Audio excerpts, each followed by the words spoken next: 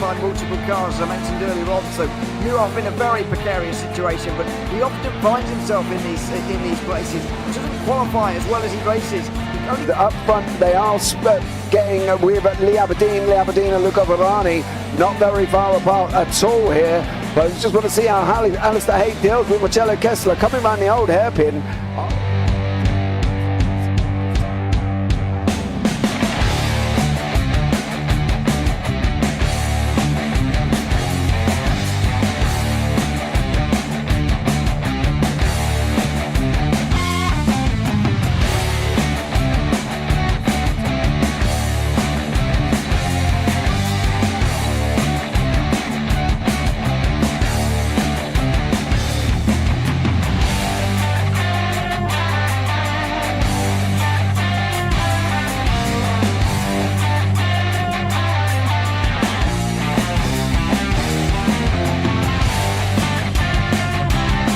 I would say it's not the best decision they've ever made, just not having done that under the safety car, really. Yeah, they're taking their pit stop strategies from Ferrari lately or something. What's going on? In turn one, just too much gas on them, too much feet on the loud pedal, and unfortunately he's dropped him all the way down the order. But Philip Hammer is out in front by an 8.91 seconds.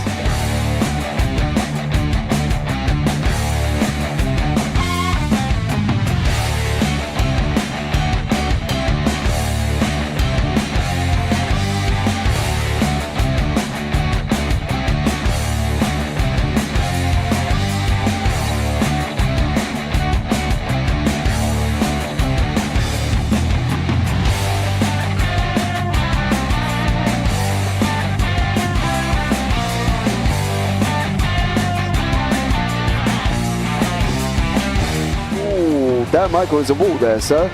And definitely doesn't want to be hitting that earlier on as well.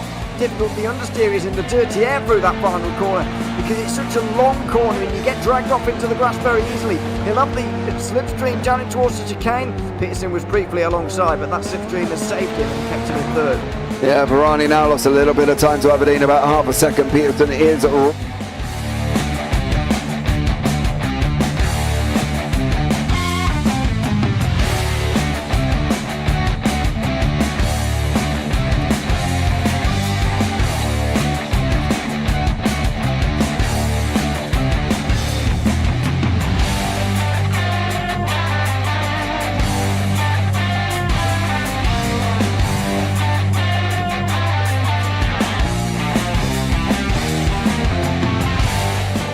Pike's pushed more forward up ahead.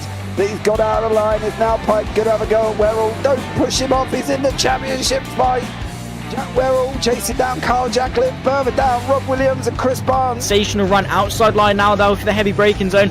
Around the outside goes the Audi R8. Look how much Miller's come back into play. Exactly. Miller's still such up. He's left on second and change. All of a sudden, Miller's back in play.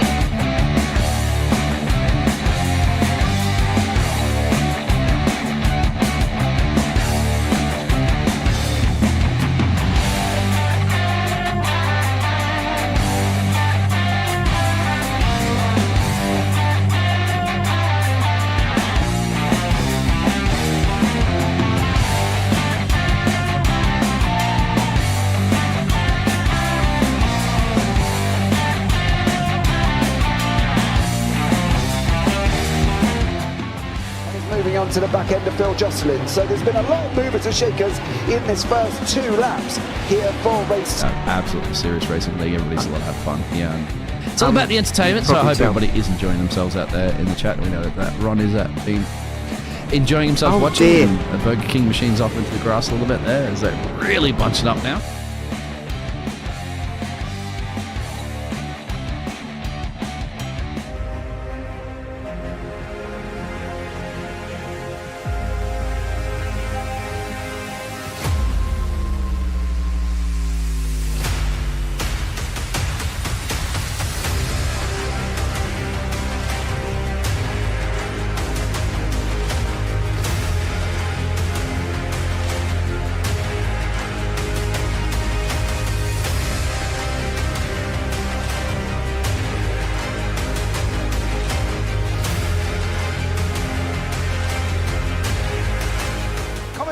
Does he have it? Medeiros is going to get it. Oh, look at the Tyson! Haven't got it! He's on the outside line though, going into the fastest corner on the circuit. Surely this can't work. Dominic Ligner has got a sensational run outside line now though for the heavy braking zone. Around the outside goes the Audi R8. Look how much Miller's caught back into play. Exactly. Miller's still such chopper. He's not second and change. All of a sudden, Miller's back in play. Can Barry do it? Big Barry's gonna do it! Big Barry!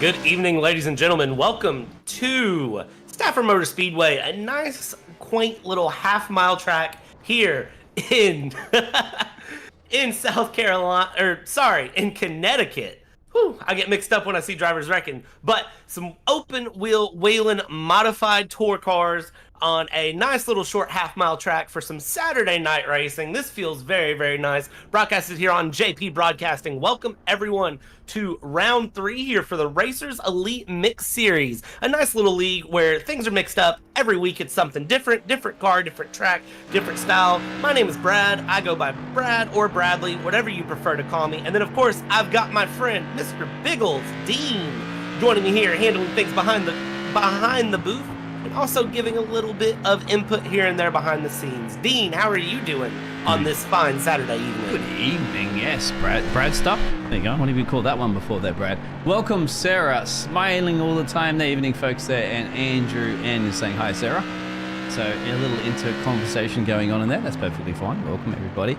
I guess that's probably a silly question too. But what is a question that I'm going to ask you, my friend, is what do you do around this track? I mean, it's basically a big loop there, and these cars are struggling during practice.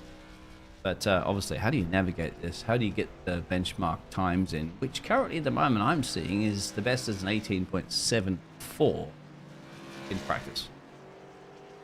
Yeah, 18.74 currently the fastest time we've seen. Everybody's consistently about 18.8, 18.9 is where we've seen those high practice times. And really, it comes down, it's a combination of these cars are a little unique and this track is a little unique. There's not a lot of banking on this track compared to what you're typically used to. You might see in like Boston Raceway, other little short half-mile tracks. It is, of course, paved. There's only 9 degrees of banking in turns 1 and 2. That's the most you're going to get.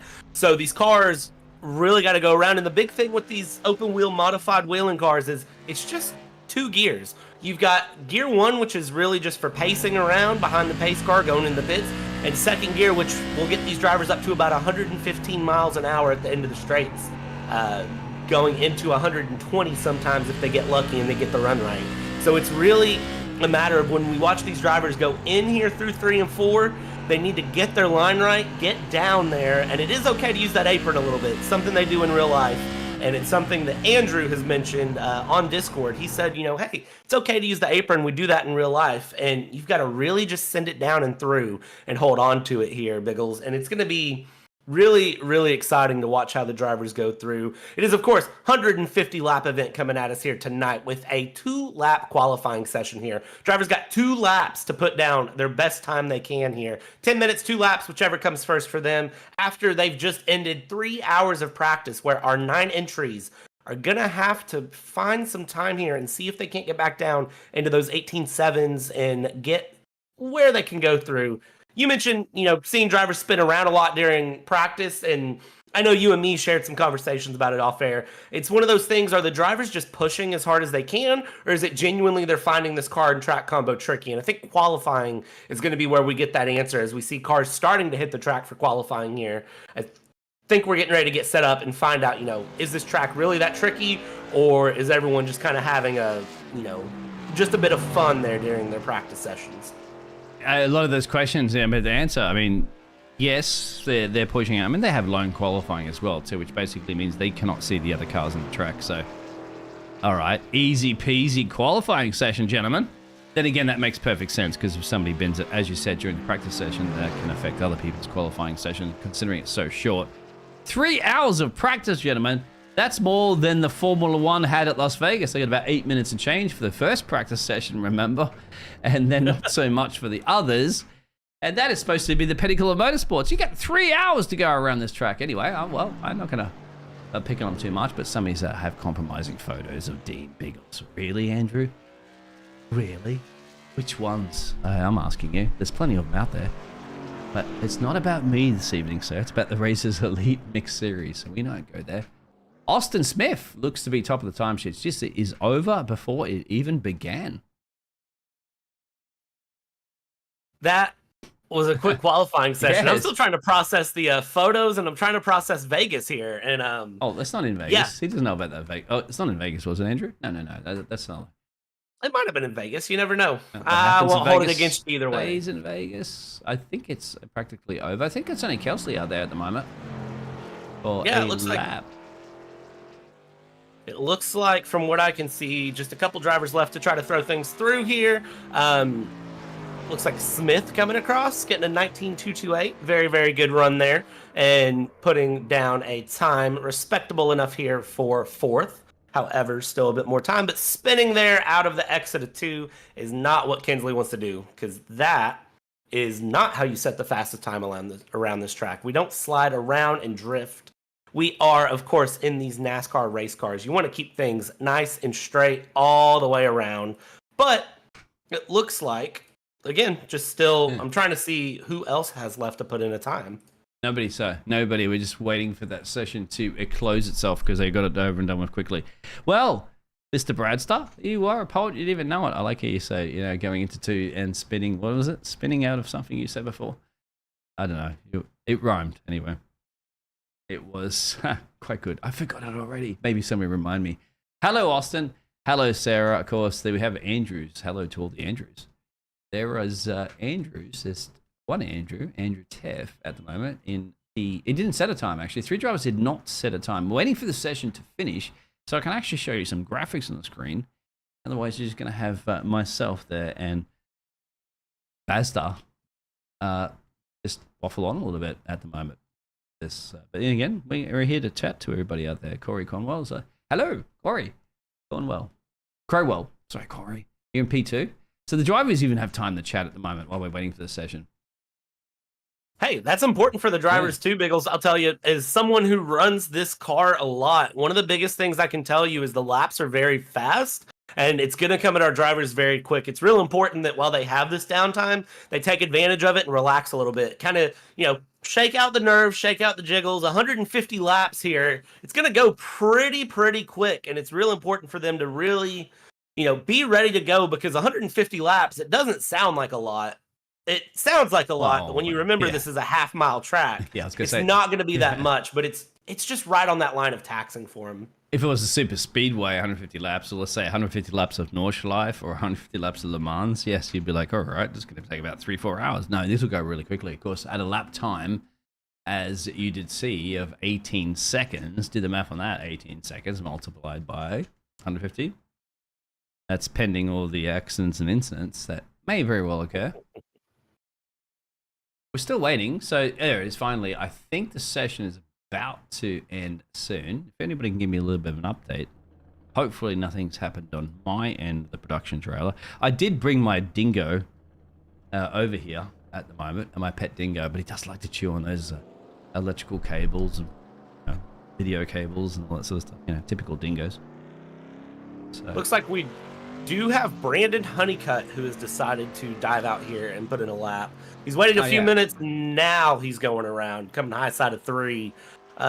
Interesting decision to make everyone sit a few minutes and kind of set things up. I wonder if there was a bathroom break demanded there between practice and qualifying and just running a little bit behind. But you can ride on board here, Dean. And one of the big things with them is I talked about that lack of banking there coming through. And these cars really thrive on the banking and sending through in the corners. So it's going to be very important to watch the drivers put the muscle in on these cars, but they need to find that line between how hard can they push it and when do they end up sliding the cars out and actually wrecking them. And that, again, we watched all practice. We watched the drivers try to find that fine line. And Brandon currently with a 19.1, good enough for P3 on the grid here out of our 9 cars that we have. And coming around here trying to set a second lap time at the moment. It looks like we'll be coming around with a 19.0. So improving his way up into that P3. Oh, good on time, Brand. Yeah, exactly. Out there, just taking his time there. Although I'm not quite sure if the track's going to be gripped in or rubbered in, per se. Still 2 other drivers. So we have Andrew out there. Everybody's talking about Andrew. Andrew, unfortunately, has not set any lap time at the moment. Where's Andrew? Where is he?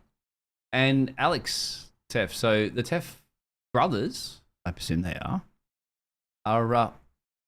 sitting in Hope Valley and not at the moment currently here at the Stafford Motor Speedway setting times.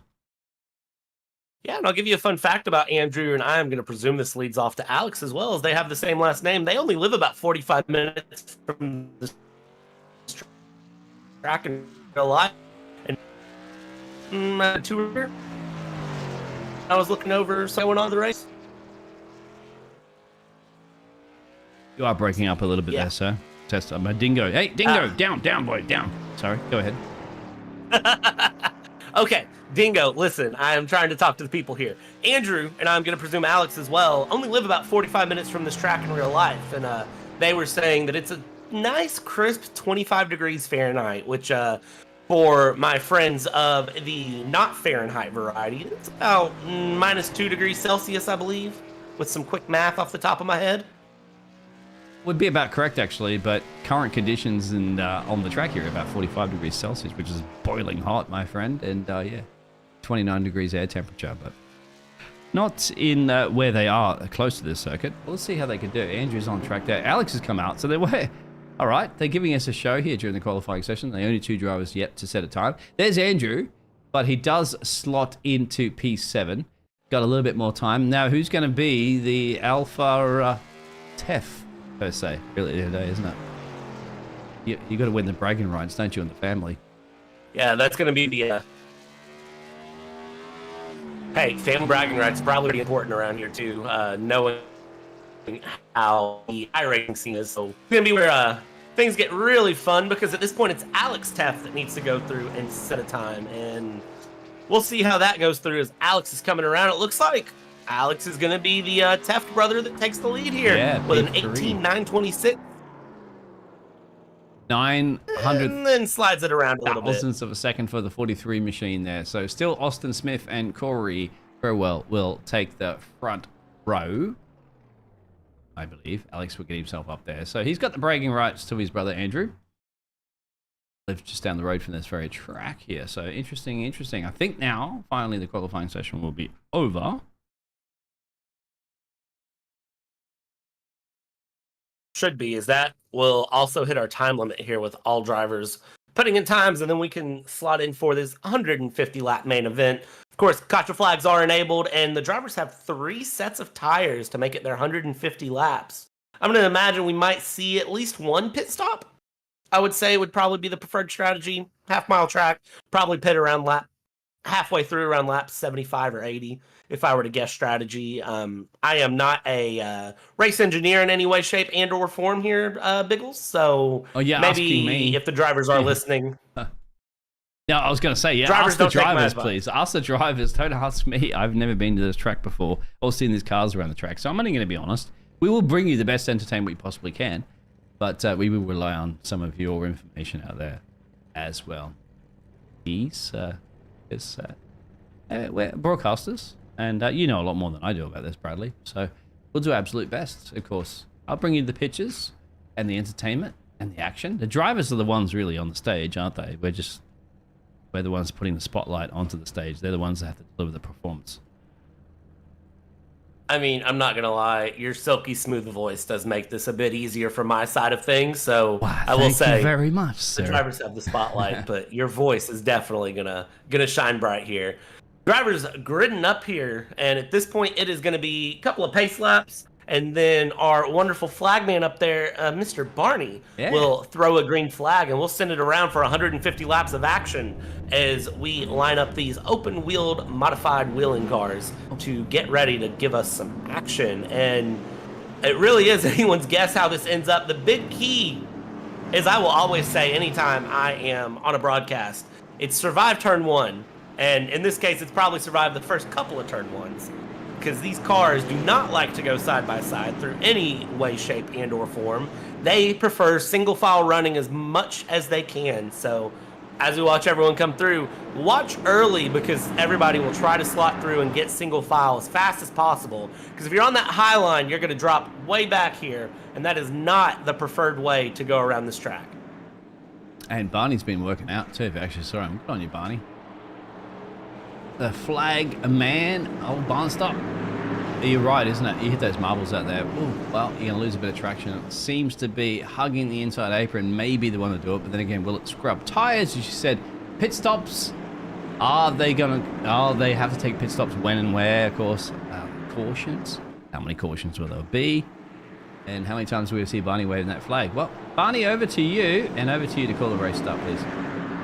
All right, and the number 23 is going to come through. That is going to be Austin leading the line here. Mr. Smith will take us around for green flag racing, 150 laps here at Stafford Motor Speedway. And the number 23 there on the inside gets away early, and you can see that high line as I was talking about. Everybody's trying to slot in single file. The number 20 will take it around second place and will slot it in single file. But look back in the back of your screen there, up the inside is going to come the number 41. That is Marquise, who is going up the inside, trying to hold on to a line here and is going to slot back in single file. It's clean starts here coming in from Stafford Motor Speedway here for the Racers Elite team as everybody settles in, and now they're going to try to just survive. It's 150 laps of endurance. They should be able to make it on fuel. They probably can make it on tires if they conserve it early on, but you see your leader, Smith, getting a little bit loose coming out of the exit of 4, and if he does that too many times, these cars are going to cook it. That's the number 15. That is the other Smith going up high. That is going to be the number 15 of Kinsley Smith going a bit high there. Not the preferred line as we talked about. You get up in the marbles and you can lose several positions very, very quickly. You can see he's lighting back yet again. Back there in the back of the field, it's a big battle. But up front here, we are holding on to the number 23, Austin Smith, who is just trying to hold on to some defense here from P2 behind him, and P2 behind him is, of course, Prowl, who is just trying to settle in, wants to find that nice line. Corey Crowell was putting in good, comfortable lap times. Hometown of Ohio, and that means that Corey should be nice and comfortable with knowing these cars, as these are more northeastern style car tracks, the Whelen Modifieds are. And as we come around, as fast as I've been talking, we are already through 6 laps of this 150 laps. So it is going to be a quick race indeed here, Dean. 1:45 to go. A bit of a gap there back to Brandon, who's got a bit of pressure there. And, of course, Kinsley Smith in the background there, and Joshua Neal. That's the 85-15. Oh, there it is. Joshua got a little twirly-whirly. Has to go up at the fence. Will probably definitely lose a few places, if not jump to plump last because of that tiny mistake. Thankfully on his side, once again, it's 144 laps to go. Austin still leading. 144 laps to go. Austin Smith still leading here with Corey Crowell in P2. Alex Teft in P3, but 1.2 seconds back and continuing to drop. And these short tracks are very unforgiving if you are off the pace. And as we watch here, Crowell and Smith, you can see putting in a lot of competition on each other. And I watched Corey Crowell a lot during that practice session. And Corey Crowell did good, and there's somebody off. Who is that just went off there, Dean? That's Andrew. Andrew's gone off a little bit. And Andrew's had a teff with the one of the drivers, a tough of one of the drivers. There it is, Andrew. He's got loosey-goosey all by himself there into the grass there. There you go, my friend. Need to be mowing. Thank you very much. Back on the track, on the 13 machine. Lucky for some, lucky for him. Yeah, these cars do not make good lawnmowers. While they do have, they're about 2,700 pounds of a minimum weight with small block V8s with 4-barrel Holley carburetors, 600 plus horsepower. They did not put blades on the bottom of these things, so they do not mow the yard the way you want them to. Corey Crowell still trying to chase down Smith up here in P1. The wonderful Austin Smith, who is keeping a nice consistent lead and putting in very consistent lap times, I have to say. Holding on to that 19 mark as much as I can see, that 19 second mark, and keeping things very consistent all the way through. Just trying to hold on, and just, again, it's a matter of survival. And there's the P3 tap in the wall in the background. Teft getting a little bit of a tap there on the wall, and that is not what you want to do there here around these tracks. But these cars, these open wheels are very unforgiving too. You make one small mistake like that, you get a little too hard into that wall, it'll completely knock your wheel out of alignment, and then you're going to hear the dreaded iRacing spotter calling you to the pits, and you get the dreaded meatball, Dean. Oh, I thought it'd be like somebody saying, buy it flowers first before you take it out for a date, that wall. That's what you want to be doing. Oh, a little bit twirly whirly from Austin is still in the commanding lead. A nice gap there, and they've got 2 seconds to change down the road to Alex Tiff, of course, that you saw. Tank slapped the wall there. Of course, he didn't buy the wallflowers, didn't take it out for a nice dinner. And buy that fall dessert, my friend. But still, we have all 9 drivers in here currently at the moment gunning it. 15 laps down, 136 now as they cross the line there. Austin's still the lead. Corey's still hanging in there at the moment. Now, when you think about where do you overtake? That's another question, isn't it? One thing to catch, another thing to overtake. Yeah, one thing to catch, another thing to overtake. That's another favorite line of mine there, Biggles, that I like to use. But here's the big thing with these Whelen cars, and I'm telling you from personal experience, you have to send it up the inside. You've got to get the run on the car in front, and you've got to stick a nose up the inside. Every Formula One driver's nightmare is a nose up the inside, but NASCAR and any of these oval track series, you've got to force the move up the inside because it's the only way to go. As we've seen here, if the cars go around the outside, they can't hold on to it. You can't keep the cars around the outside. It just doesn't work that way. So you really do have to get up the inside of the car ahead and go through. How many times have I said up the inside? I'll let at the inside, yeah. Yeah, I'll let the YouTube channel. Well, you want to be around the outside, but not around the outside, around the inside as you've specified. Look at that, different racing lines at the moment, Austin. And of course, it's also the way you entry in there as well too, because the more you hear that tire scrubbing, it's going to be, they'll hear it, it's like scrubbing. That means it's a lot of friction on the tires. That means you're burning through those tires. Smooth operator, Carlos style that you need to be sometimes. If you'd see those little marks that you're on the track there, and iRacing is grand to show that in spectator mode sometimes. And somebody else was pointing that out to me. I didn't even know the other day when I was watching some oval racing. That just gives me an indication of where that scrubbing is, the friction, of course. And how are you going to be gentle with those tires?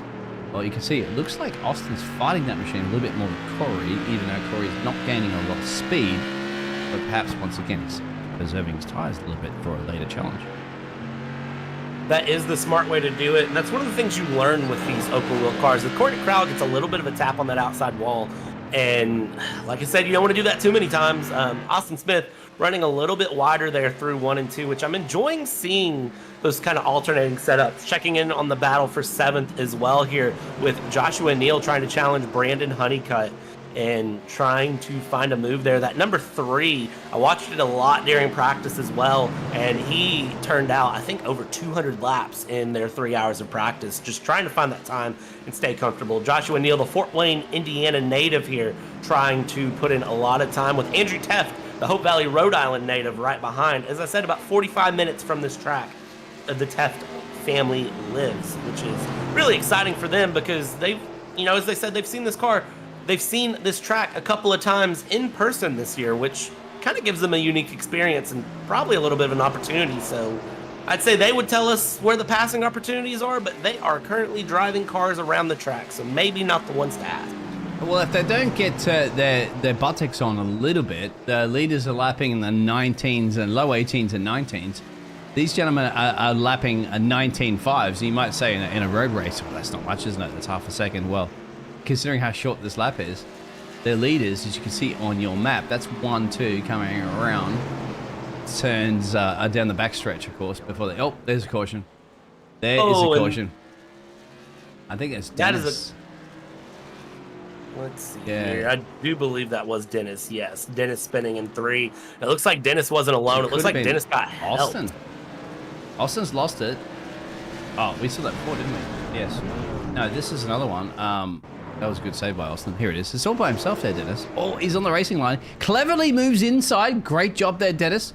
You don't want to destroy the other drivers. He's from Motor City, isn't he? Detroit. He's well aware of that. Mm-hmm. But that itself, just that single accident, has caused a caution. And let's see whether the drivers are going to be... I'm just getting information about drivers going to pit road. Oh, and I have to show live pictures to actually show that because Austin is in pit road, as well as Corey. And as well as Alex and Andrew, so the Teft brothers have gone in. Yeah, once again, it's unfortunate because it's scripted that way, unfortunately, as it is in the real world. They do it in the real world, if there's a caution, even if it's a sole car crash at the back there, like you see in NASCAR and IndyCar and stuff, they'll call it caution for safety reasons because, maybe debris or whatever on the track. But in this case, one driver spinning is not a problem. It wasn't going to cause problems to anybody else. Everybody in pit road. Everybody. But yeah, it's scripted, so. But to me, that's not a caution. No way. There was no endangerment to anybody else on that track at that point, but it is what it is. Well, and here's the thing, you know, he did the smart thing and ran down, but I've been in situations personally, Boston Speedway, I ran a race in these Whelen cars and came around out of 4 and someone had spun and it just, you know, you're taught as a driver when you spin in ovals to hold your brakes. You're taught to hold your brakes. Well, the thing they don't teach you is what to do after you hold your brakes and you stop. And that's get out of the racing line. So running in a D-class open wheel race, somebody holds their brakes and then stops on the racing line and just sits there because they don't know what to do and they stalled their car. And leader exits out of 4 and they pull forward and clobber the leader. So, oh yeah, I've seen that, but he was at the back of the field anyway, so that wasn't going to compromise anything. But I understand what you're talking about, yeah, because I've seen lap cars accidentally move off the side of the track there before, hit the loud pedal, and they hit the little bit of the grass. This is a road course, and then they spun straight into the leader and destroyed their race. But, you know, I mean, it is to its own. Austin leading this one, Corey in P2, Alex Steff is in P3. Nothing's changed between these three drivers. They started P1, 2, P2, and 3. The only difference, of course, is Aaron Marquis in P4, gaining 1 position. Hensley Smith gaining 1 position. And then you have Brandon Honeycutt that we saw had a little bit of a moment. Losing 2. The rest of the drivers there, Joshua Neal, Andrew Teff, and Dennis, are all the same positions they started at. So that's our first caution. And what, lap 28 or so that it was called. And 121 to go. Good green flag racing, I have to say, so far. But now they're going to be bunched up, aren't they? What do safety cars breed? Safety cars. Let's find out. Safety cars breed safety cars. And as we watch the drivers come around here to take back the green flag again for lap 31 of 150. And you can see that challenge up front that had been brewing for a bit there. And that is going to be between Austin Smith and Corey Crowell, trying to fight each other side by side coming out of 4. And now we go down the main straight and down the inside. Yet again is Smith on that preferred line. And that means Corey Crowell cannot take advantage and get ahead. He's going to have to try to get a run here, but he's got a run coming out of 2, going down into 3. He's going to go up the inside. Can he hold on to the position, though? Or can that number 23 Smith get a run through? And coming out on the turn 4 onto the lead, there's somebody getting very, very loose, and still Smith has that lead, but he gets up in the marbles, he gets loose, and here we go, coming out of 2. It might be a new leader number 20, Corey Crowell, going into turn 3 here on lap 33. This has been brewing for a minute, and Corey Crowell is going to be very thankful to get this pass done, but Smith is not going to leave it uncontested. Biggles, he's holding on to it as best he can. He's still there. Yes. I said the high line wasn't the way, but he's trying to make it work. He's forcing Austin into the marbles. You can see Austin can't get the grip sometimes. Gets the exit speed, of course, on the high line, but it's not going to work. Corey's going to place that vehicle, the number 20, in all the right places. Another caution at the back there, so just a couple of laps under green, going back to a caution. But yeah, he's done on a Daniel Ricciardo style. Lick the stamp and send it. He sent it. And there you go. So he'll take that position from Austin. Still plenty of racing to go. What caused the caution? Nothing. I'm sorry. Nothing. Nothing from race control. Well, maybe this. I don't think so.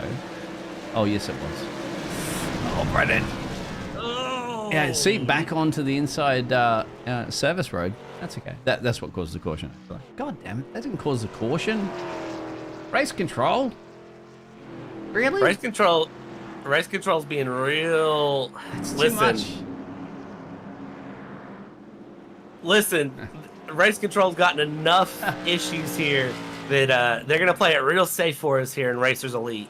And they're just going to make sure that we're good. They're going to make sure all the drivers are good. And Lucky Dog coming around here.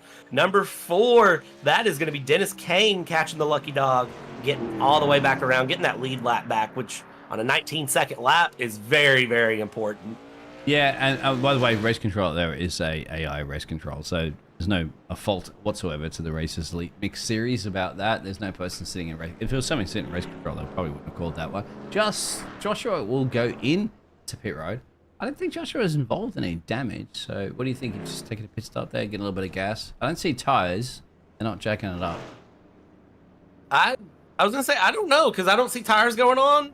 Splash and go. I mean, maybe gonna try to run it all the way through the end and. Well, he's pumped last. He's got nothing to lose. That's a great strategy sometimes. You just got to go for it, don't you? I mean, because, of course, if there's another caution later on, which chances are there may be, because once you bunch cars up there, they might all go onto the pit road later on, and then Josh will be driving all past them. Oh, thank you. So he's allowed to do the... He's at the back of the pack now. I don't think he's not lapped down, so he should be able... I think they're going to give him the call around. I'm a little confused on that one. Yeah, I'm not sure what's happening either. I'm trying to... They're putting him, squeezing him P7. I can't show the current leaderboard at the moment because it's trying to figure it all out, race control. But we'll see. So Corey's now got that P1 from Austin, so switcheroo between those two drivers. But Alex still staying in that same position. Kensley Smith gaining 2 for 15 machine in the background. He's there. Nothing else really changed during that little 2-3 lap sprint before we had the caution. So, hey, more racing to go. 112. 11 by the time they go green. Yeah, this race is moving quick. I will give it that. It's very, very quick laps, and I say the drivers are thankful for these caution laps, but we want it to go back green, and that's what we're going to get here as we come back around turn 4, and it is going to be Corey Crowell and Austin Smith again, bringing us around to the start-finish line. And here we go, Corey Crowell with a good run before Austin Smith can even catch it off the line. And now Alex Teft, look there up the inside, is going to get a run there in that number 43. Alex Teft trying to challenge Austin Smith for that P2 position as they go side by side, coming out of 3, going through 4, coming out of 4, and it is going to be Austin Teft that is good, or Alex Teft, I'm sorry, that's trying to hold on. Austin Smith is going to try to stick it around the outside though and hold on. That is going to be the number 15 of that is Kinsley Smith going very wide, but up front yet again, that number 43 of Alex Teft is trying to challenge through, but Austin Smith is going to get the run coming out of 4, able to hold on to it. So Austin Smith will be able to hold on to P2 and will try to chase down Corey Crowell yet again to challenge back in for that lead. But Corey Crowell, fast driver here in these open wheel modifieds, and is going to try to take off here at Stafford Motor Speedway as we come around. We are hitting lap 43 this time by. And Baz, I wanted to ask you, my dear friend, like, what do you, I mean, you think about this at the moment, strategy-wise, they've all boxed, so you never sit down there and spoken to engineers and MPS. Any strategy at play there? Like, why would you be, I'm just wondering why the drivers would be pushing it absolutely that much, knowing the tires are going to fall off the end of the cliff at the end. So what would be going through the mind currently at the moment of the 20 machine after you got that little bit of an overtake on Austin, who is still keeping him for close company, and then you have your little 1 second and change gap down to Alex in P3. Yeah, I think the big thing looking at lap times here, 18.798 last time around for Corey and an 18.846 last time around for Austin. So big thing that I think Corey is going to be thinking is just conserve that little bit. Try to get a little bit of a gap early on, let Austin battle out with Teft back behind, and try to just let those two sort themselves out, because the more they battle, the more of a gap you can get. But now it's really just be consistent and comfortable and let Austin wear himself out there in that number 23 machine. Let Austin push, let Austin wear himself out, because then what Corey can do is just kind of conserve and relax. And if he wants to start a mess, let him start a mess, because you can see he's getting a little swirly there. And Corey needs to remember, we still have over 100 laps left to go in this race. He's got a long way to go there. You don't win it on lap 47. You win it on lap 150. Just keep it comfortable, guys. Stay relaxed and run it all the way through. That's going to be my advice to them Biggles. Now, if they're listening to it, that's another thing, because when you tell a racing driver to be patient and relax, it doesn't work like that. It doesn't work like that. Yes, of course it is, isn't it? It's like trying to tell you if you have children or whatever to go to sleep or behave. It's not going to happen. Well, sometimes it will. But yeah, Austin's applying the pressure currently at the moment. A few drivers are gambling a little bit with the wall. And at this, I like this. I like drivers that do psychological games. There is a lot to this motorsport, like any motorsport, more so in league esports racing, that you apply the pressure psychologically. You want to fill your opponent up the road there. His mirror is full of a car. So like that, you're going to force a driver into an error.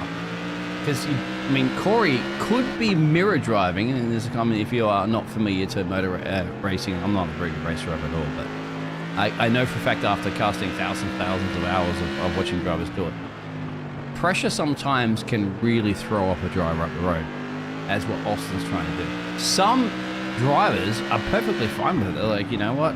They completely put almost like horse blinkers on there. Don't even look backwards, they look forward. And at the moment, Austin's going to follow way around here. But then again, the door's shut, isn't it?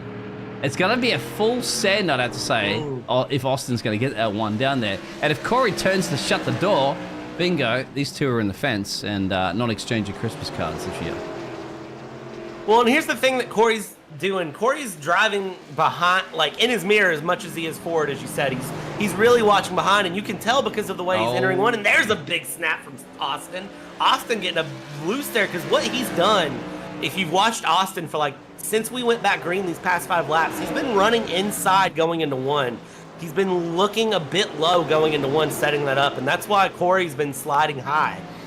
But what he's done is he's run himself out by trying to set that up too many times. He had that opportunity, and he should have taken it there to stick a nose up the inside and try to force it through and send it, and he just didn't do it. So now he's found himself almost 3/4 of a second back, and he's got to make that up, and then he's going to have to set that move up again, as we're watching this move trying to be set up here on our screen now. Coming up with that number 3 of Brandon Honeycutt, trying to get around Joshua Neal up the inside. These two battling it out, and this is the battle for P7. Doing some very, very close racing, and here we go. That's going to be Brandon Honeycutt up the inside, but he hits the apron, which, again, is allowed here on this track. It's not a track limits issue there. You are allowed to use that apron if you need to use it, something they do in real life. And now we see there Brandon Honeycutt's his way up the field, up into P7, and he can set his way after the Andrew Teft in P6. Yep, sweet move from Brandon Honeycutt on Joshua. So there it has it. So he's lost 3 positions, but he's gained 1. P7. Up the road there, he's going to catch Andrew next on his hit list. Look at the track map at the moment. You can see Andrew's entering into 3 and 4. Race, there's another thing I wanted to see, because we didn't get it during the caution car, but you were seeing the leaders starting to catch the back of the pack there, which will be interesting. What is the blue flag rule and respect that the drivers that are being overtaken is? Because I've always learned in a lot of the cars that I do, and I hope that they continue that, Bradley, is that if the leaders or a different class car are overtaking many lap cars, then what do? Lap cars can continue on. Actually, I'm talking about multi-class racing actually today, so that's not really going to work. But either way, it's a matter of how quick you get across and allow the driver behind you to go through. It's mandatory, but is it compromising your battle to the driver up the road that you're fighting with? For example, Brandon Honeycutt, he's got Andrew Teff up the road, so he's thinking about Teff. He's not thinking about other cars approaching me slower and how I lift off and allow them through as quickly as possible. Yeah, you're going to have arguments either way, and I will tell you my personal run with it is I've always made sure that if I'm faster than the car behind, it stays behind me. Now, I don't care whether you're P1 or P20. The official rule in terms of NASCAR is there's no blue flags in oval racing. There's none of this give way to the leader and go. Everyone's entitled to race their own race.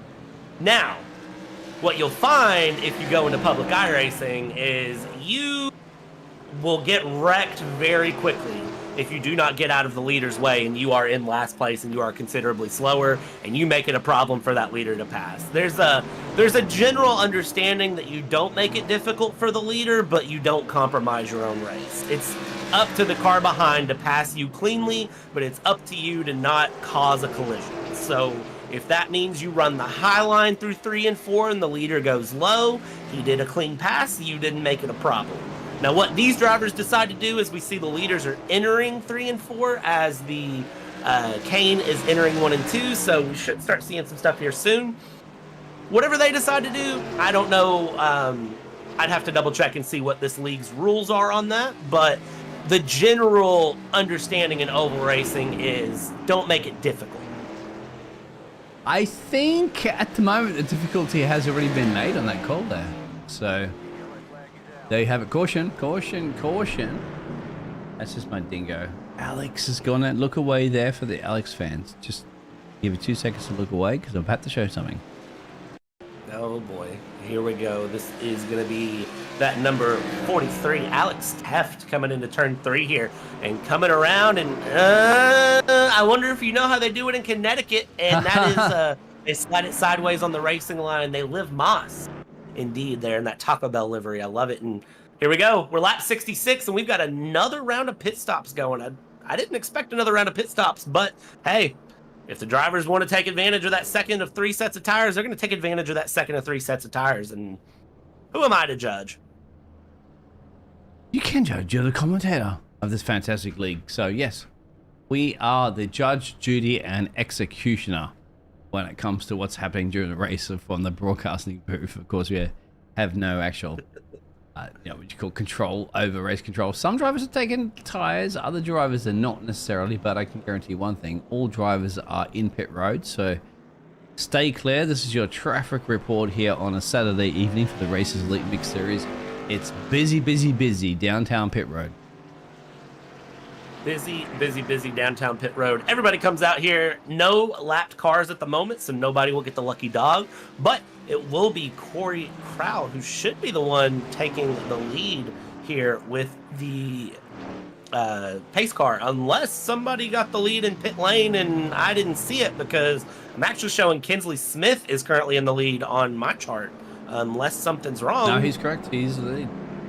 All right, Kinsley Smith picks up the lead through pit stops. Yep. And that is a good way to do it if you're going to do it. If you can't get it done on track because it's passing gets difficult, just do it in the pit lane. That's a smart race strategic move. I'm going to assume that that is either fuel only, which means you're on some scrub tires here at the moment, or maybe just right-hand sides, which in these cars is a very good decision.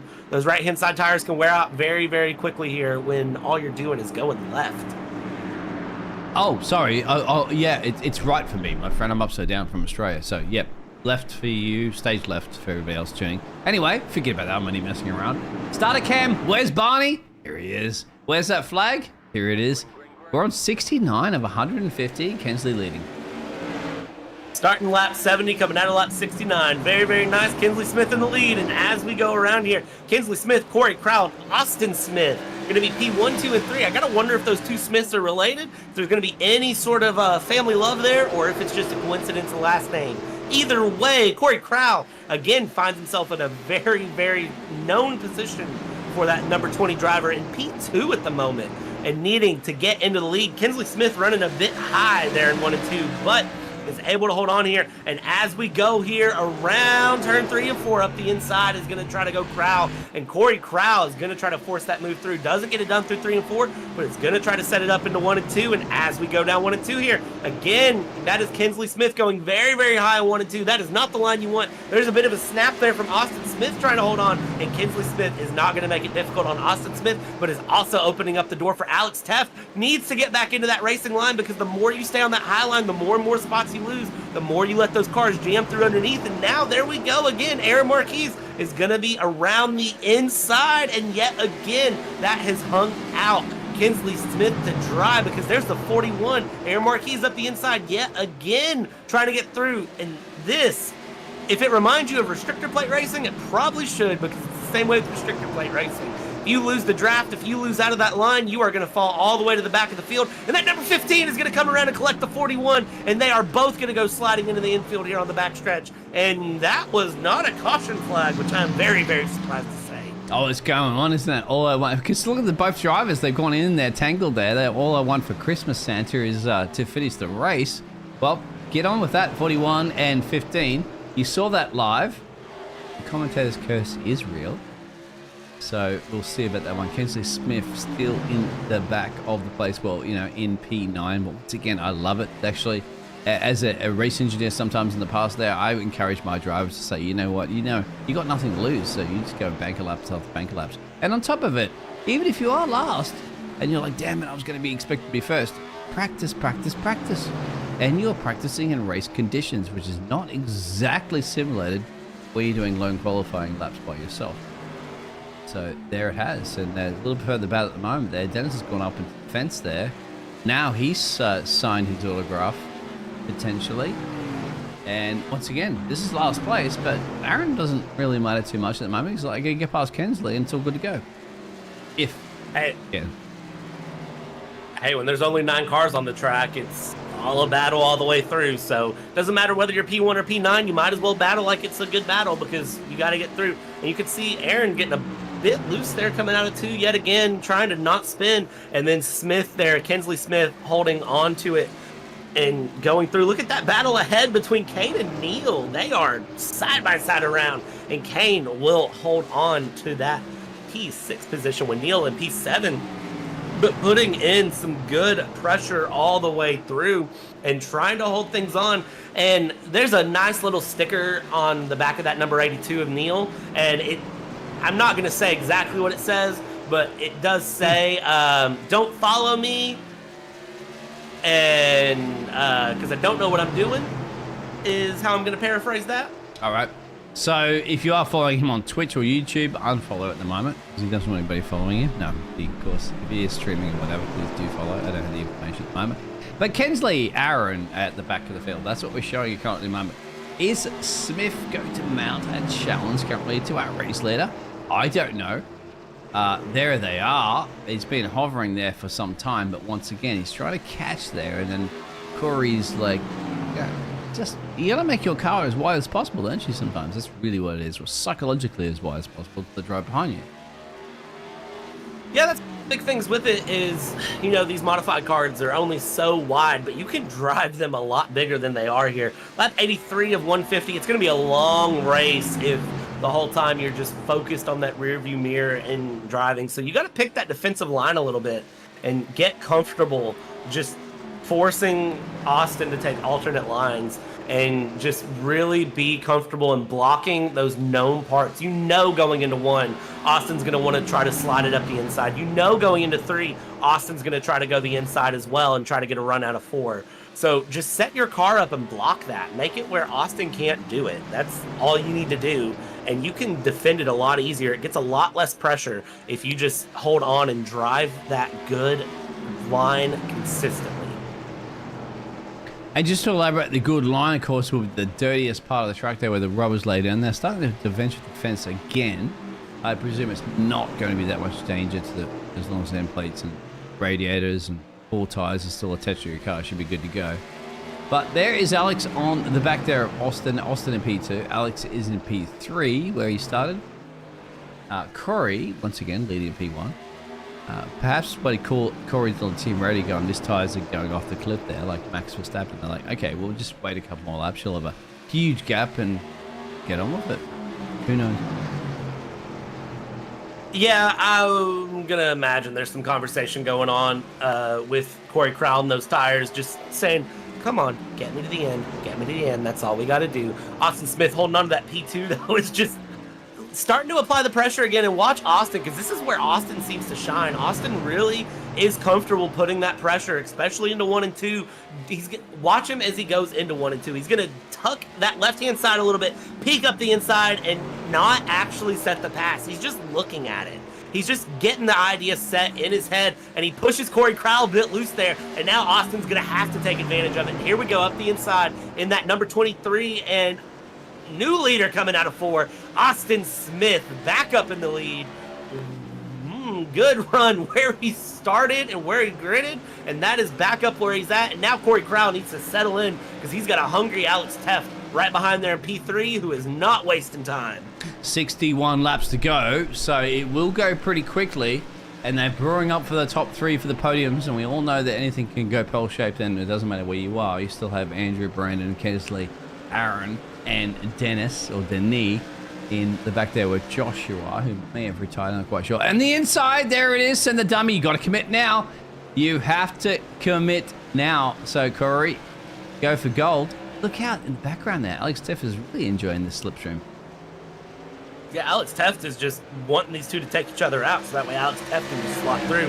Alex Teft is just enjoying the view at this point because the more Crowell and Smith battle, the more it just reels in Teft, and the other Teft can reel it in too. But 3 seconds, the gap there between P3 and P4. This front pack of 3 have taken off, and here is where things are going to get real difficult, Biggles. Look at that track map there in that upper right-hand corner. Yeah, I know what you're saying, isn't it? Traffic. See what's coming up. Yep. See what's coming up. How do they handle the traffic, Biggles? Well, basically, A, do not go to Los Angeles, ever. If you don't want to go traffic. Yeah, and take the train. Go to Japan. No, it's going to happen soon. And it's going to be at a worse place, isn't it? Now, what's going to happen is the traffic going to get completely out of the way. And where are they going to get out of the way? They're going to go inside or outside. Obviously, you would go up against the wall. Look at the drastic pace that they are approaching Joshua. I think it is Joshua Road. So this is going to hurt. This is going to be very painful at a point. But then again, it happens in road courses that are in multi-class. So we'll ride on board with Alex and how it feels to be Alex caught in this little battle. Alex started in P3, is in P3. How's this going to handle? Oh, look at this. They did dispose of that traffic pretty quickly, but now you take advantage of it. Yeah, I think Joshua Neal just went to the hide side and said, I want no part of this. I do not want to be involved in this battle for the top 3. And I'm sure they were on the blower as well, saying, hey, get this traffic out of the way, get this traffic out of the way.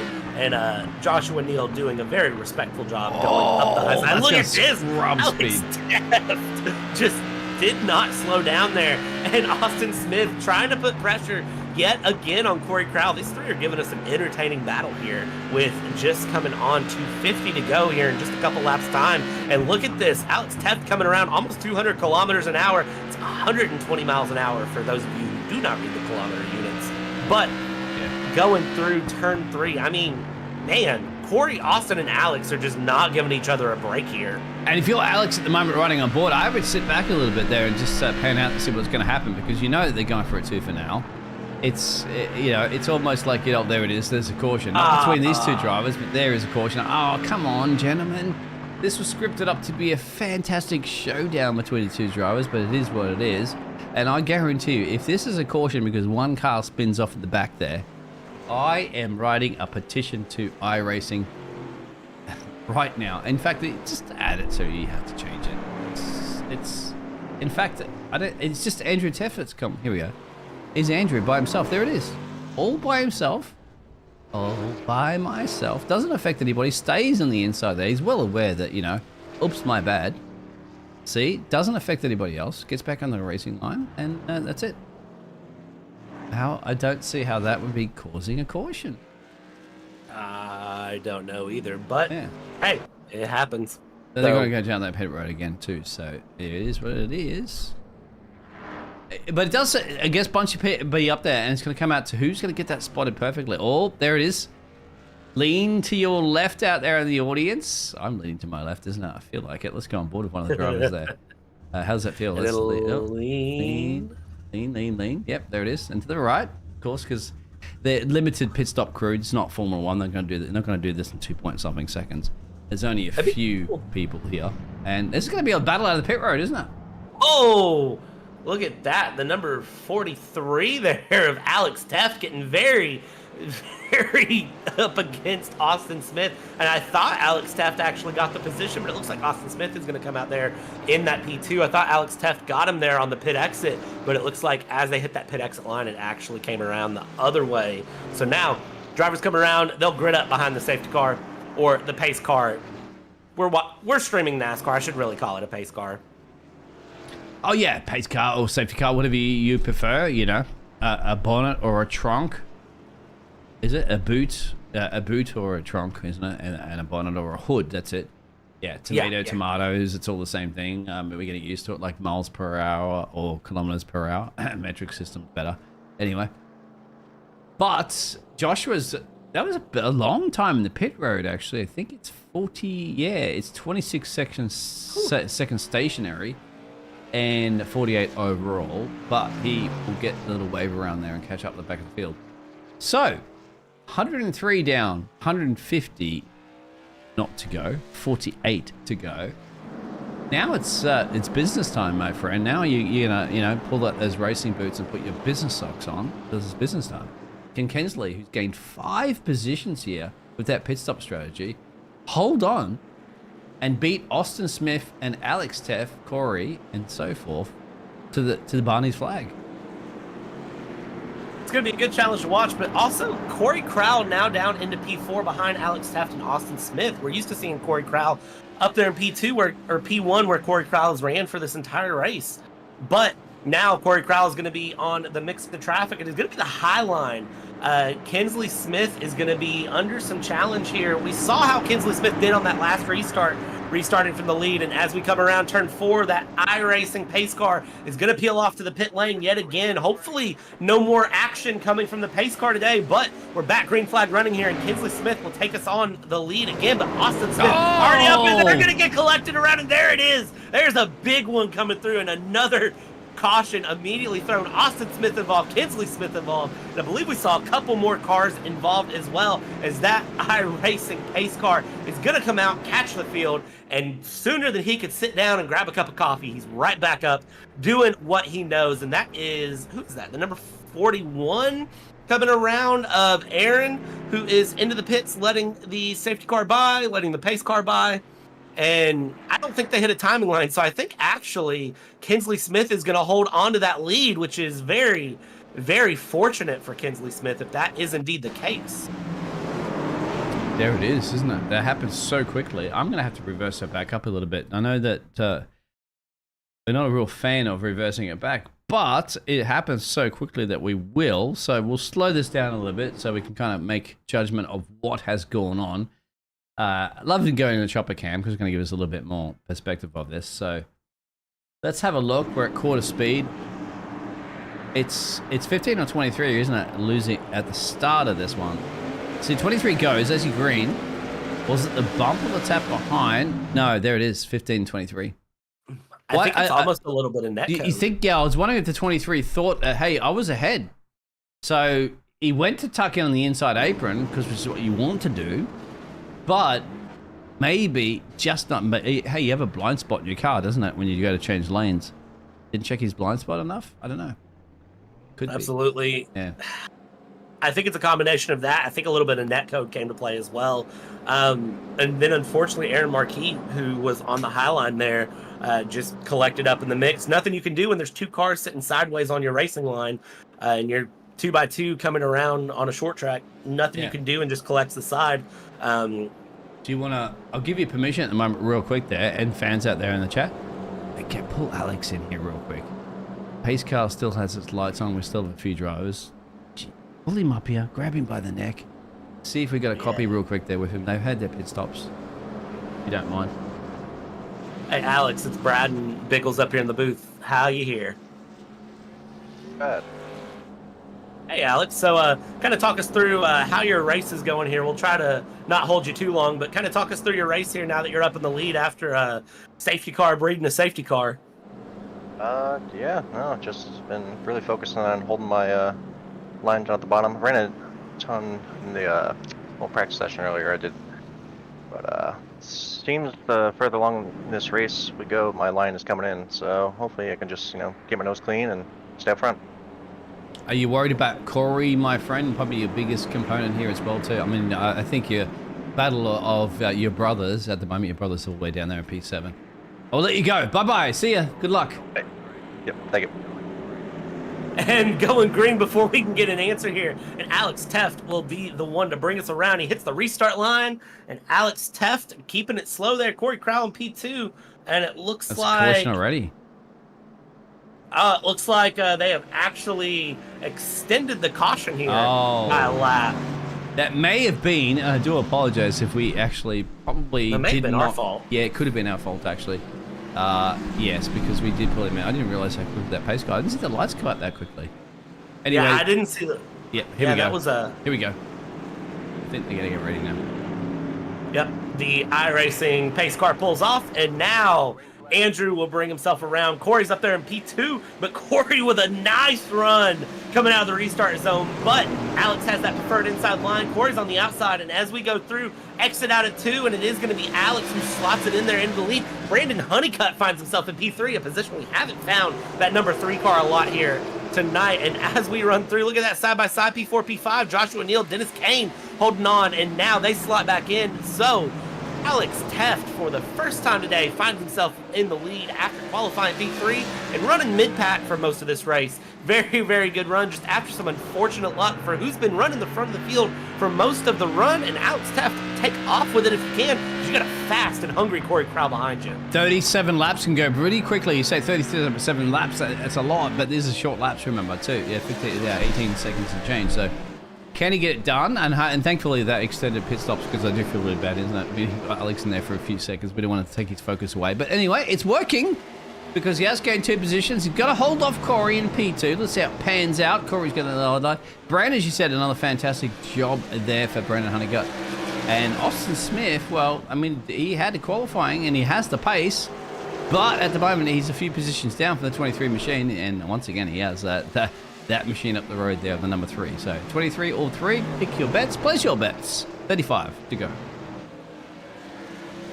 Austin Smith has the pace here, but again, it's one thing to catch, it's another to pass, especially when you're on these short tracks like this where the cars really want to stay single file. And you can see here as it is Austin Smith putting the pressure, but look ahead as well. There's some defensive driving coming in from Alex Teft trying to hold on, and up the wall goes the number 3 of Brandon Honeycutt, and that is going to open the door immediately for Austin Smith to try to make his way through. Now Austin Smith needs to set up the charge for Corey Crowell and Alex Teft, and that is going to be where this big battle goes. But watch this, Corey Crowell right on that rear bumper of that Taco Bell Liv Moss machine. The Liv Moss machine is trying to find a Moss amount of pace as we run around here coming into turn 3. I'll keep my puns to myself today. Cha-ching! And that's lovely. Thank you very much. I love a good pun there from a great caster. Thank you very much on that one. 32 to go. 8 Taco Bell, all right? Ding. I actually have a bell sound, but I don't have it with me right now. All I can do is... But that'll do. Alex holding on there from Corey, Austin, Brandon. We have an accident, of course. I think Dennis has a crash. And thankfully, this time around, race control hasn't deemed it to stop the race and bunch it back up again, so we can go green flag racing. It gives you an indication of the pace that drivers have when it is green, green, green. Further back of the field, action is also here between these 2 drivers. Andrew, the other Tef, Kinsley, and Aaron Marquis battling for P5. Battle for P5 is going to be very, very spicy all the way through, because Andrew Teft is going to be really trying to hold on. And Kinsley Smith, we've seen Kinsley Smith all over this field today. We've seen up front, we've seen in the back, we've seen in the midfield.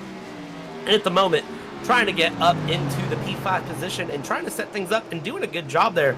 Andrew Teft getting challenged very, very hard. And here it is. I think this is going to be the pass. Kinsley Smith going up the inside here in a very, very smooth run. Can Kinsley Smith get the exit, though? Andrew on the throttle. Andrew wants in the mix. Yeah, Andrew. And actually, it's Aaron at the moment. Aaron's like, all right, two's a couple, three's a party.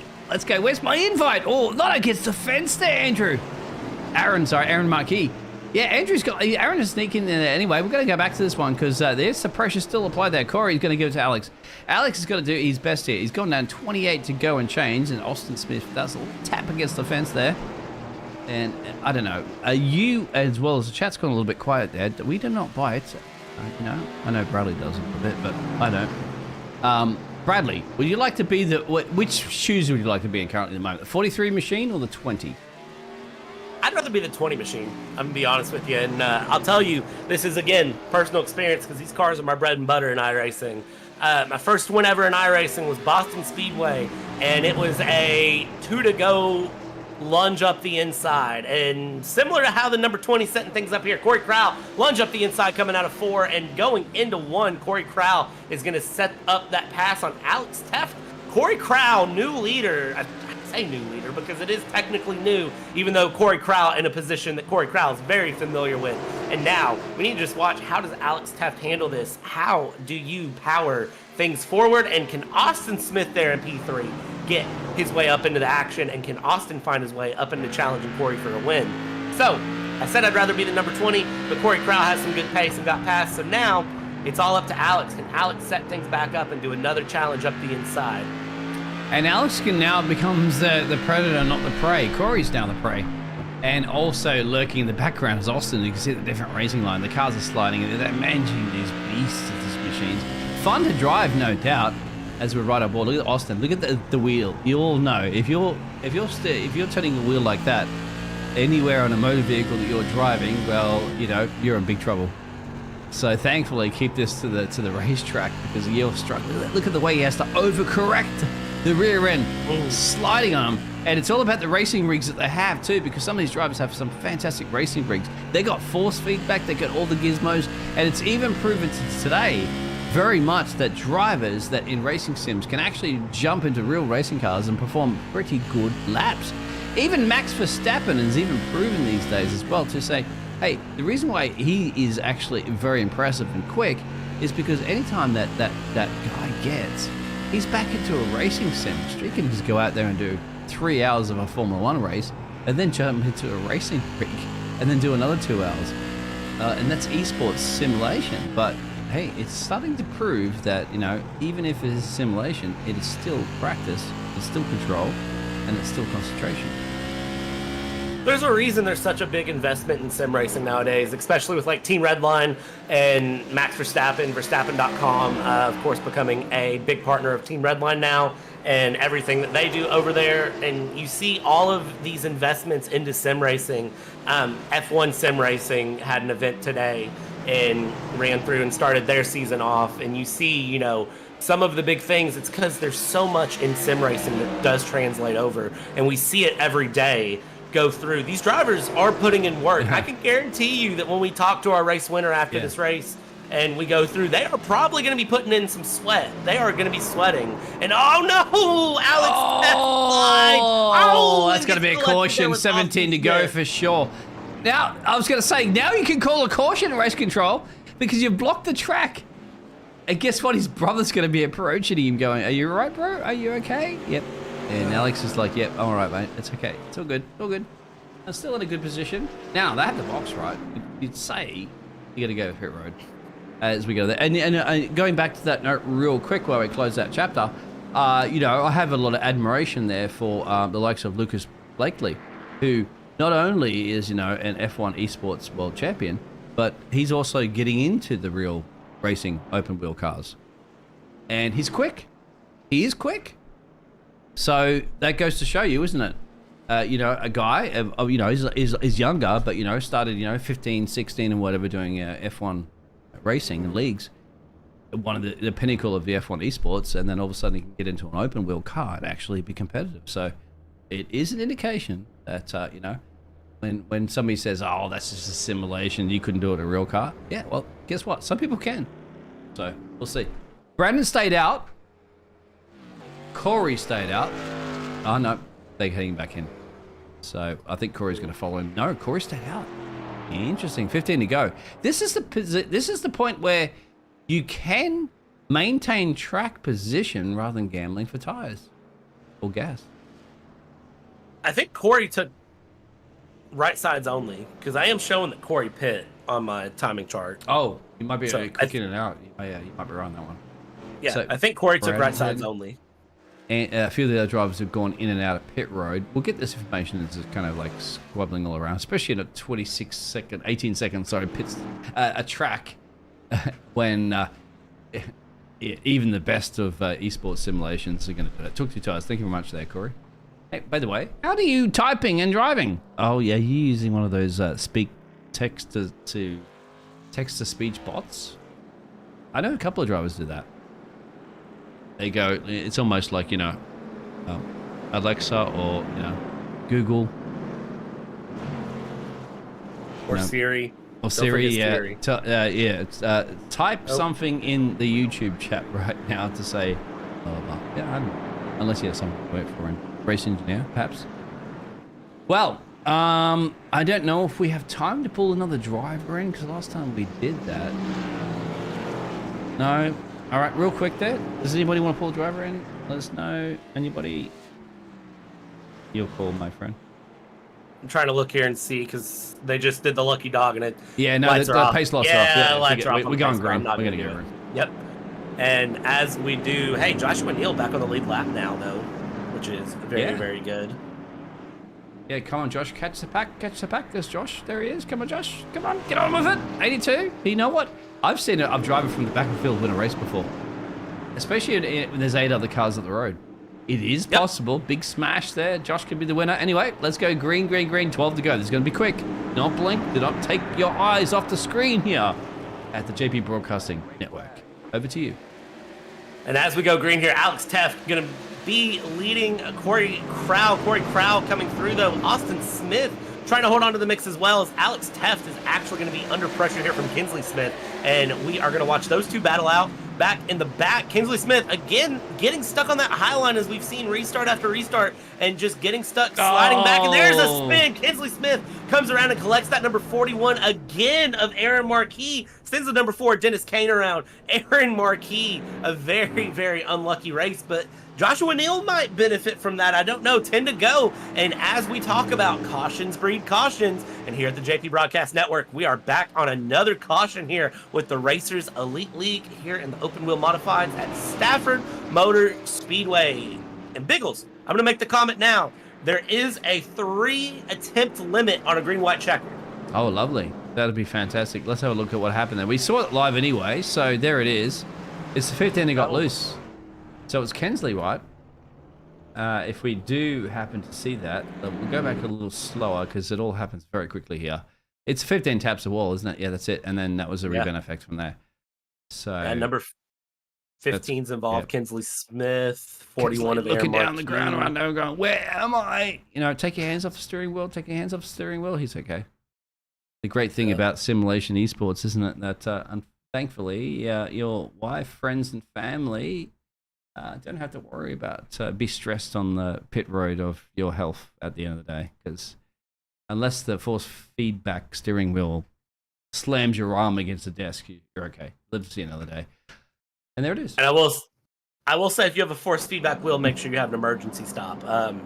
One of the first things I learned when I converted over from my Logitech G29 to my force feedback wheel is those things will hurt you very quickly. Oh, they can. Yeah. They flick and they can have malfunctions through. And I actually saw that. Speaking of Lucas Blakely, I watched a stream one time. I think it was him. It was one of the esports drivers. I think Nicholas Longe or whatever. His thing went, and then he was like, "Oh my god!" His hand was like sore for a couple of days after that. But them's the brakes. A lot better than crashing a Formula 1 car at 200 miles an hour into a wall. I guarantee you that.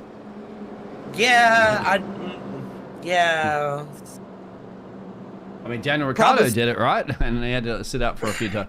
Corey leading, Austin in P2. So let's see if they can hold off. Alex Teff and Andrea, look at that. The brothers are back. Now, are they going to work together? That's going to be interesting. No, I don't think so, isn't it? It's an inter-family battle for sure between them. But Andrea's up 4. Alex is starting the same position he was in. Joshua's in the background there. Aaron is in pit road. He might have retired at the moment this late there. There's Kensley, Dennis, and Brandon. There's your field to get a bunch up there. Green, green, green to go. 6 to go. All right, here we go, Biggles. Hold your breath. 6 laps. It's going to go real quick. Remember, 20 seconds a lap, roughly. And you can see that number 43, Alex Teff, putting the pressure on, ready to go. And as we get going here, Corey Crowell, who has been a dominant force here in this race, so far all the way through, is going to have to defend, because at this point, it's all hands off. Austin Smith does lose out on that P2, though, to Alex Teff. Alex Teff is going to be putting a lot of pressure on Corey Crowell as we come around. 5 to go as they cross the line, and it is going to be anyone's guess how this ends here with these top 3. Austin Smith trying to find the pressure. Joshua Neal there in P4 in a very, very beneficial position. Corey Crowell is trying to just run away with it. You can see 0.3 of a second the gap already. Oh, Corey's got this one. Corey's got this one. He, as soon as he got that little bit of a gap there at the moment, look at that. Austin's got a little bit twirly word at the corner there, putting pressure on. I think it's a battle for P2, really, than anything. As long as Corey can hold on, don't mirror drive, my friend. Drive forward. 3 to go now. He's good. Austin's going to send something here. Austin's going to have to send Alex's spot around. Austin's going to go. We have a yellow. So Corey's like, darn it, I had 3 to go. Had this one in the bag.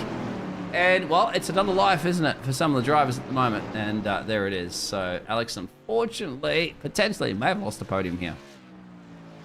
And you know what? That yellow with 3 to go sets us up for green-white checker at attempt number 1 of 3 coming our way. Let's get a replay real quick of how that incident occurred. That's the number 43 there of Alex Teff. Just gets a little high there and tries to send it up the inside, trying to get that run on Corey, knowing the time's running out, and the rear tires just aren't going to do it. That rear left just gives up the grip and sends him up into the marbles. Now, thankfully, didn't hit the wall, but then has to back it out, and of course, that is going to qualify a caution 99% of the time here. Oh, that one. Maybe. Everybody already passed it at that point, but then again, you got to remember, like, iRacing's scripted. It's an AI bot. I mean, yeah, granted, let's get the AI bot a couple of years from now. It's probably going to accurately do that one. But then again, it's automatically back to green flag racing. Here we go, green, white, checkered attempt, 1 of 3 coming around, and it is going to be, they will cross the line for the green flag. Next lap is the white flag, and then it ends it from there, whatever flag they see next. And here we go. Corey Crowell is going to be on the inside here for this start number 1, and Austin Smith, P2 there, trying to hold on. It is going to be the battle for P2 that we see because Corey Crowell has taken off, and there we go. Up the inside is going to go Neil on Honeycutt. Honeycutt up in the marbles, getting real loose. Not going to be able to hold on to it there, and no, he's going to come around. They catch the white flag, though. Does that keep it? But up into the wall goes Kinsley Smith. But do they run around all the way to the checkered flag? I believe they do here because it is Crowell seeing the white flag, and Corey Crowell will run away with it here to win the Racers Elite 150 laps here at Stafford Speedway, and comes around, and there it is. It's Crowell and Austin Smith. We've seen that battle all the way through.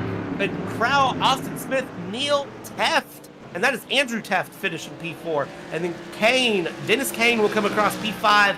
And then, of course, we will wait on Honeycutt, Smith, and Marquis to finish the run here. And there is Alex Teft sending it around. Alex Teft finishing in P6 when it's all said and done. It happened like that. I think Corey had it anyway at that point, isn't it? Especially his race control launches on the caution. It just seemed to me that he had the way of handling it. Look at that. You celebrate, my friend. You celebrate the 20 machine. You've done it. It's victory. Gained 1 position. Or qualifying obviously made a big difference for him. So started on P2, got it done, and well done, Corey. Corey Crowell and Austin Smith put a good battle all the way through. It was going to be one of those two for the win, and ultimately that green-white checker just set things up and gave Corey Crowell the run on the inside. And once he got that inside going into 1, it was done. There was no catching. And good run, and you could see Austin Smith there with a good run. Joshua Neal finished in 3rd place. Joshua Neal had a very up and down race, I have to say. Yeah, you'll look ready for those results for us there for the 9 drivers who are competing here at the Racing Elite Mixed Series on a Saturday. Good run through. Andrew Teft brings it home in 4th place with a good run. Dennis Kane, 5th place. Alex Teft, the other Teft, here in the race, running 6. Brandon Honeycutt brings it around P7. Kinsley Smith, 8. And Aaron Marquis, 9th place, 11 laps down. And I think I just heard the ting of an engine blowing up there on that number 20, having a little too much fun in the wall. Well, that's coming out of his salary. But we'll quickly get some driver interviews if we have drivers have some time. Pretty sure they do. They should. Yeah, let's find out who you would like to drag in. You have permission there, my dear friend, bro. You are the lead caster here this evening. Yeah, let's grab our race winner here, Corey Crowell. Let's see how Corey feels about things. Corey, how are you doing here? Welcome to the booth. Thank you. So, Corey, it seemed like it was a big run between you and Austin Smith for a majority of the race. It was either going to be you or him in the end, and kind of talk me through what your thoughts were going into that green-white checkered. Yeah, didn't want to see it, but as long as I had the inside, I felt pretty comfortable with that last one. Austin was pretty fast. We've been battling ever since the long practice and just lap time, trying to beat each other. So it was fun. Alex was up there as well with us, so it was a good race.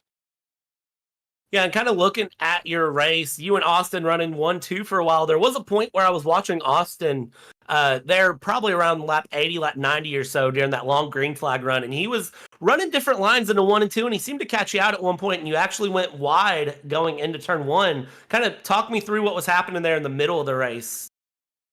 Felt like whenever he was ahead of me, I was able to just be more consistent. I had somebody chase down, and then when I'd get out in front, it seemed like I'd just kind of drag everything back, and then he's able to catch me.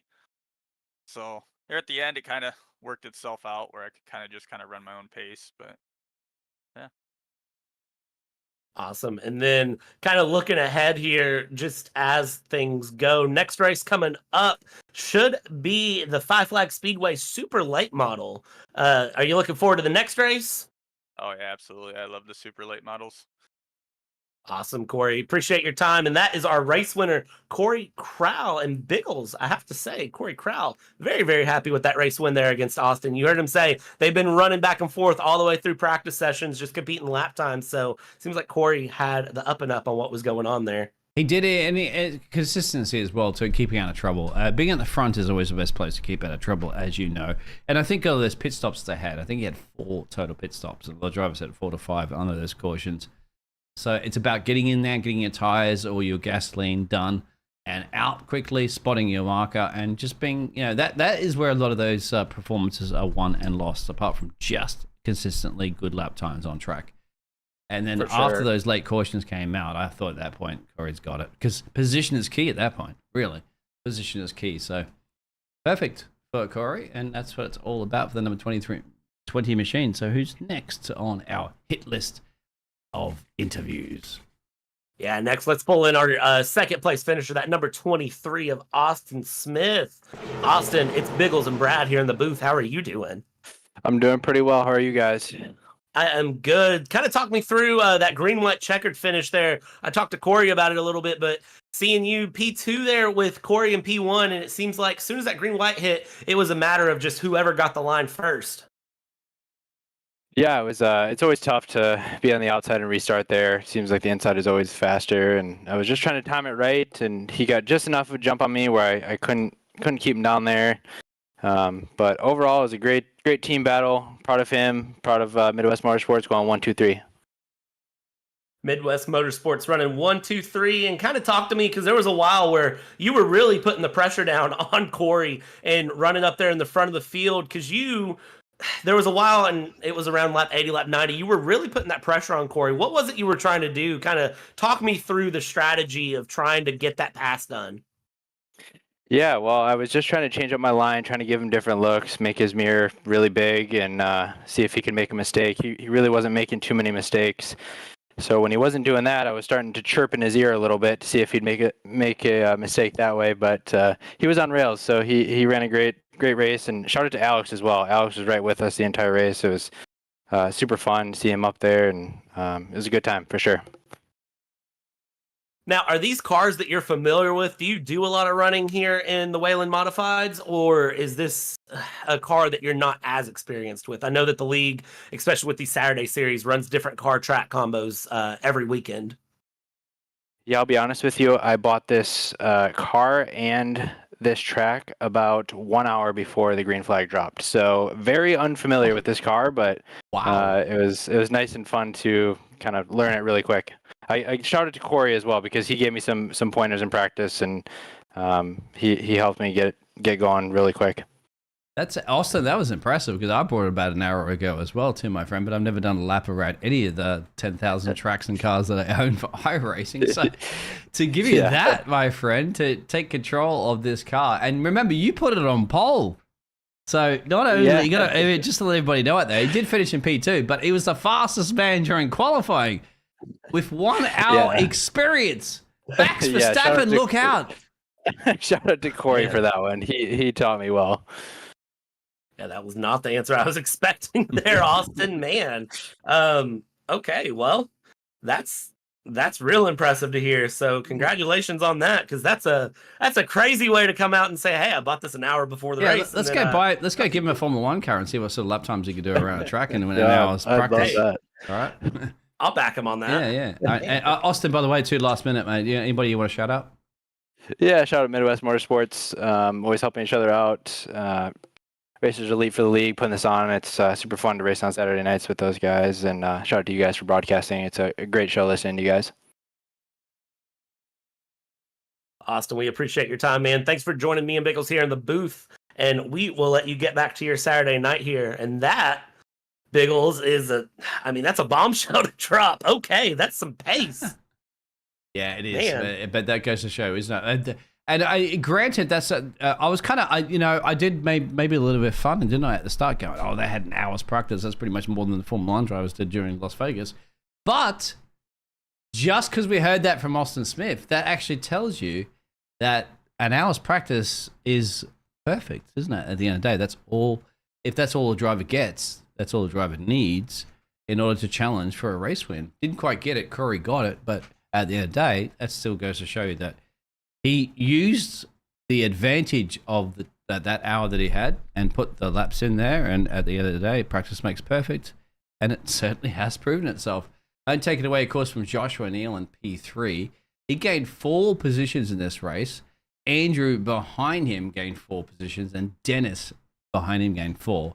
Of course, it wasn't the best day for Alex Teff, Brandon, Kensley Smith, and Aaron as well. But, one person's what it calls reward is another person's like misfortune. I don't even know what the quote is for that one. You probably do, Bradley, but we'll have to wrap it up very soon.